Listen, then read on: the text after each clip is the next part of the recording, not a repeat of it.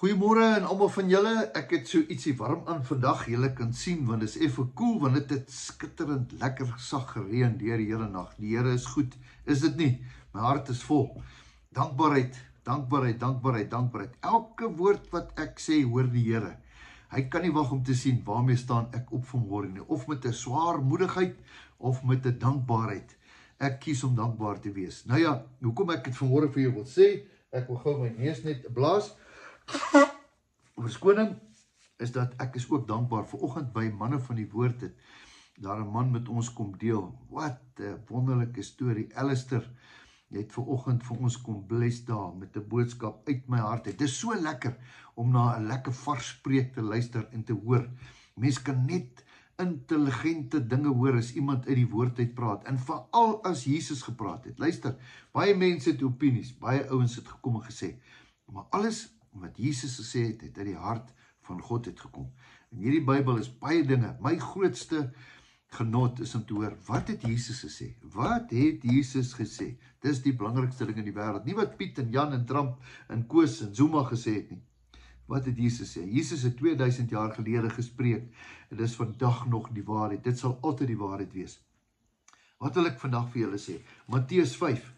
Dan preek Jesus, hy staan op die bergpredikasie, onthou julle, verskoning, my neus juk nou, bergpredikasie, dan staan Jesus, dan preek hy, en dan sê hy hierso, en toe hy die skare sien, en nou het hy op die berg geklim, en nadat hy gaan sit het die disciples na hom gekom, en hy het sy mond geopen, en hulle geleer, hy het sy mond geopen, dit wat uit sy woord uitkom, is lewe of dood. Nou spreek hy lewe, van hoofkantoor af spreek hy is net die housepipe, right, nou sê hy, salig is die wat arm van gees is, want hulle behoort aan die koninkryk van die hemel. Ek het altyd gedink, dis die ouens wat 'n gebrek op aarde gehad het. Nee, saligheid is, daar's baie mense wat slim is, maar hulle ken nie die saligheid. Saligheid beteken om vervul te wees, om vermaak te wees, om perfek te wees, om absoluut daai wonderlike ding te kan hê. Saligheid.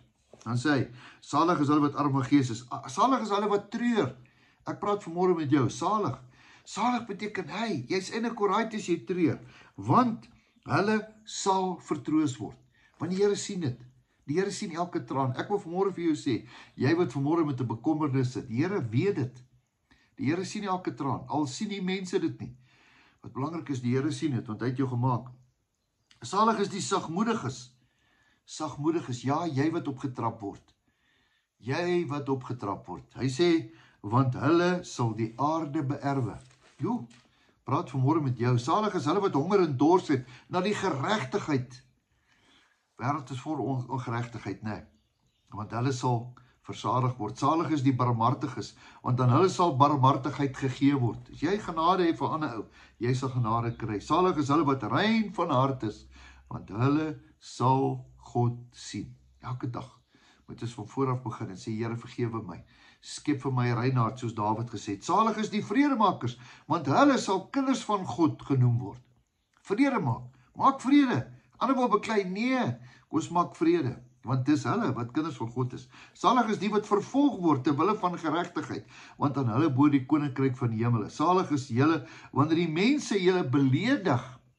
Praat ek met jou? En vervolg en valslik allerhande kwaad teen julle gespreek word om my wil. Salig is julle. Verbly en verheug julle, omdat julle loon groot is in die hemele, want so het hulle die profete vervolg wat voor julle gewees het. Ek praat net die woord, is nie ek wat praat nie. Ek lees net die woord. Julle het dit gehoor, salig. Onthou julle, Psalm 1, welgeluksalig. Dit gaan wel, jy is gelukkig en jy is salig. En daar's 'n vrede, makarios, soos hulle sê. Daar's 'n vrede wat oor jou kom. Wanneer daai vrede van die Here oor jou kom. As jy op jou linkerhand klap, linkerwang, gee jou regterwang. Ons boere is moeilik daarmee. Salig is hulle wat vergewe, salig is hulle wat nie optree wanneer ander mense te jou optree nie. Want Jesus sê, vergewe hierdie ouens, Here, hulle weet nie wat hulle doen nie. Hy het eintlik ons vrygespreek vir alles wat ons teen hom gedoen het. So, moeilik, nee. Ek wil vanmôre vir jou sê, salig is jy wat die woord van die Here hoor en dit toepas in jou lewe. So maklik dit. Gaan lees dit gerus.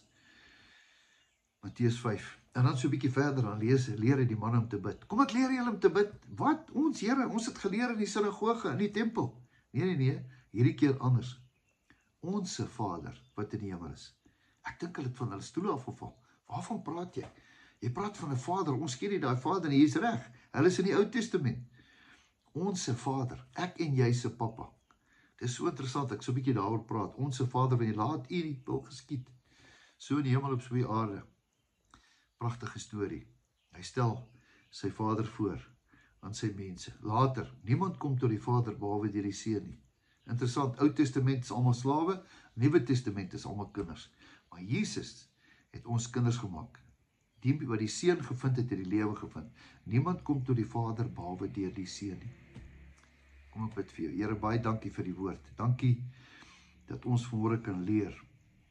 As ons wil salig wees, Here, moet ons die goed doen wat U wil hê ons moet doen, nie wat die wêreld wil hê nie. Here, ons vlees is swak, Here. Ons sit met ons eie gevangenisheid in ons eie lyf, in ons oë, in ons sintuie. Here, help ons, dat ons soos U kan wees. Ons bid dit in Jesus se naam. Amen. Geseënde dag, vol reën, vol saligheid, spreek ek vandag vir jou toe. Jou beste lê voor. Totsiens.